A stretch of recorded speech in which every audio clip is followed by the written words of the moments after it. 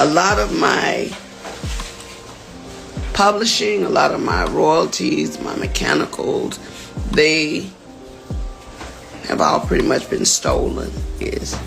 And that's why I'm telling on Universal and all the people that y'all work with me, y'all know who you are. You've been spotted. You've been seen. Your worth is useless to me now because I've seen the data. That's all I'm gonna say. I know all the things that she was going through. Recently, I found out because I'm not on Instagram. I'm not being hooked and manipulated by an algorithm telling me what to think and how to feel. So I don't see everything. But to think that this woman was in the business for all of these years, and there's a difference between performing because you want to. Say that. And performing because you have to. Say that. All of those years, all of those songs, all of that money that was owed to her. Say it. Where is it? Hey! Hey! My God! My It's God. wrong. It is wrong. Ooh, I can't even stand that. And I'm tired of seeing. Angie Stone played a role in Mariah Carey's early career, though indirectly.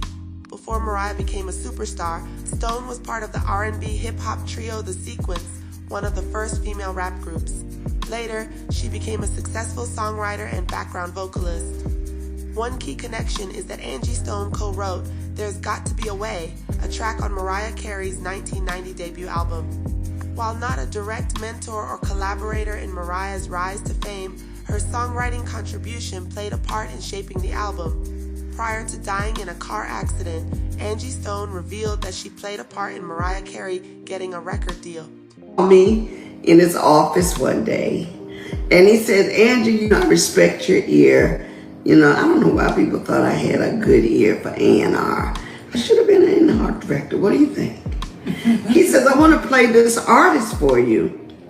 It just so happened that a young lady by the name of Brenda K. Starr, y'all ever heard of that name? Show by hearts, thumbs up, hearts, thumbs up. Well, anyway, Brenda K. Starr bought in a cassette tape at the time. And she was playing this artist for Arthur Baker.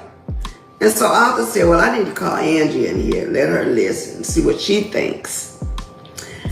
So when I heard this artist, I said, man, she can sing.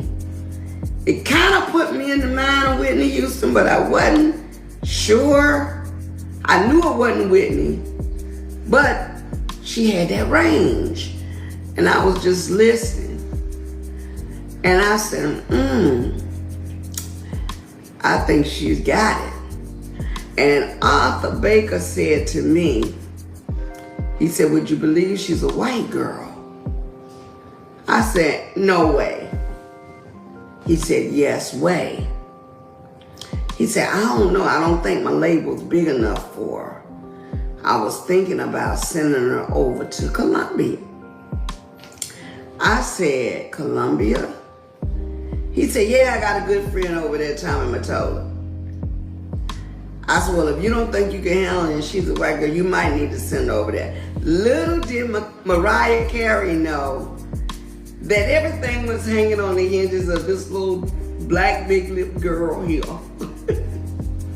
And Arthur Baker trusted my opinion enough to, number one, run it past my ears, and number two, ask my opinion on whether she should go to a major label or stay on an independent label.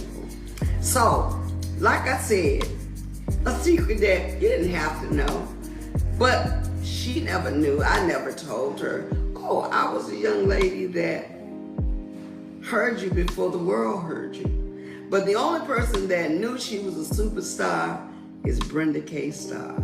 Shout out to Brenda K. Starr for bringing Mariah Carey's tape to Arthur Baker. Shout out to Angie Stone for giving her the thumbs up way back when. Now, wasn't that a juicy little piece of information that had I not told you, you never would have known? You wouldn't have known because they don't talk about stuff like that. A lot of my publishing, a lot of my royalties, my mechanicals, they have all pretty much been stolen. Yes. And that's why I'm telling on Universal and all the people that y'all work with me, y'all know who you are. You've been spotted. You've been seen. Your worth is useless to me now because I've seen the data. That's all I'm going to say. And I hope to God you enjoyed spending every dime you took, because you're going to give it back one of these days. So I'm just here to let you know, one way or the other, Universal Music, you're going to have to give up my coins. And so what I'm doing now is whatever is necessary to make sure they pay me for the legacy of my life, for my children and my grandchildren. They're going to have to give me my money. I mean, when you sit back and think Bruno Mars, Dr. Dre, when you think about all these people that have sampled music, if they're filthy rich on it, what's our problem? Or my problem?